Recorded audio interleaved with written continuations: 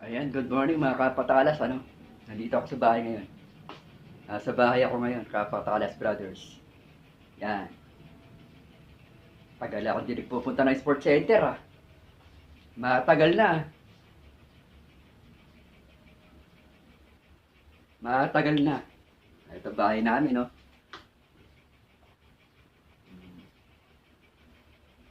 Wala ko si mother, eh. May punantahan. Yan.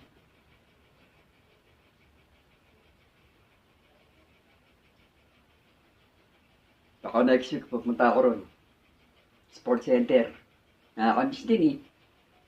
Nakakamiss din. Doon lang, pa-walking-walking ka lang doon.